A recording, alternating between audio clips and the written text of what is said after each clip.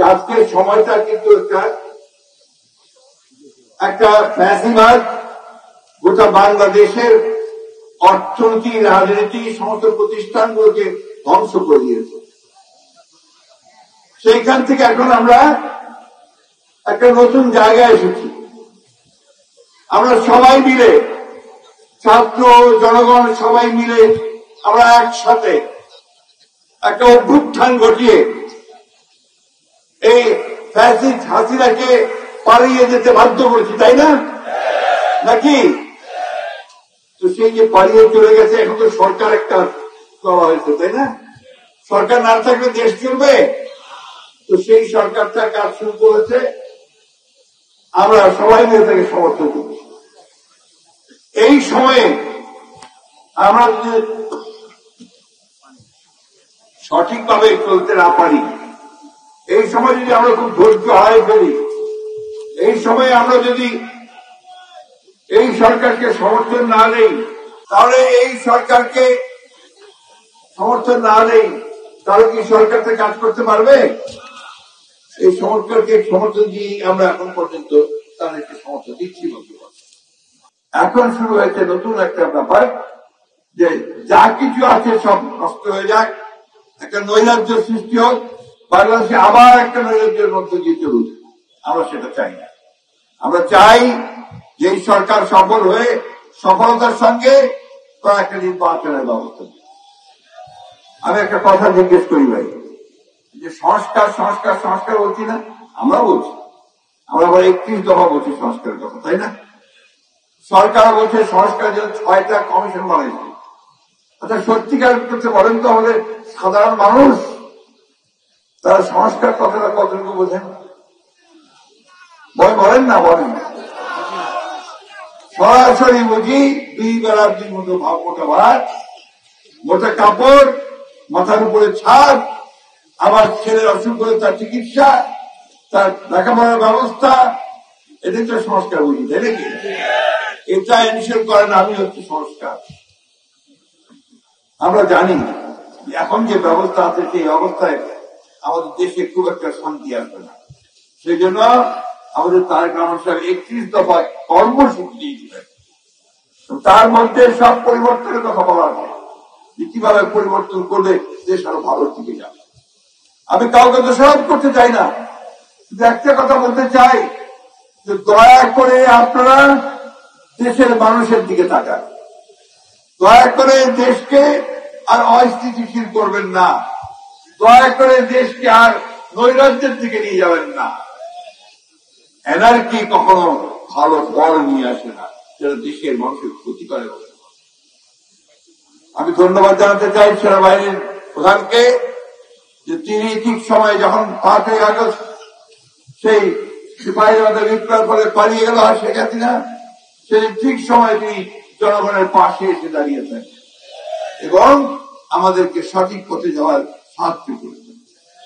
আমি ধন্যবাদ জানাতে চাই আমাদের অগণিত মানুষকে, যারা সেই সময় একসাথে কাজ করেছেন। ধন্যবাদ জানাতে চাই সকল রাজনৈতিক দলগুলোকে, সেই সময় যারা সমস্ত বিভেদ ভুলে গিয়ে দেশকে রক্ষা করার জন্য, মানুষকে রক্ষা করার জন্য তারা একসাথে এক হয়ে কাজ করেছে। আজকে আমরা ভালোভাবে একটা কথা বলছি, এই কথাটা অনেকে আবার সমালোচনা করে। আমরা বলছি যে তাড়াতাড়ি নির্বাচনটা দেন, ভোটটা দেন, তাই না? কেন বলতেছি ভাই? ভোটটা যদি তাড়াতাড়ি হয় তাহলে একটা সরকার আসবে, যে সরকারটার পেছনে জনগণ থাকবে, তাই না? আর যদি জনগণ না থাকে তাহলে কি ওটা কাজ করতে পারবে? তাহলে আজকের সরকার যত বড়ই হোক, যত বড় বড় লোকজন দিয়ে সেটা চলুক, পেছনে জনগণ থাকতে হবে। আমরা সেই কারণে বলেছি যে আর কাল বিলম্ব না করে দ্রুত নির্বাচনের ব্যবস্থা করুন। তার জন্য যতটুকু পরিবর্তন করা দরকার, যতটুকু সংস্কার করা দরকার, সেইটুকু সংস্কার করে ভোট দিন।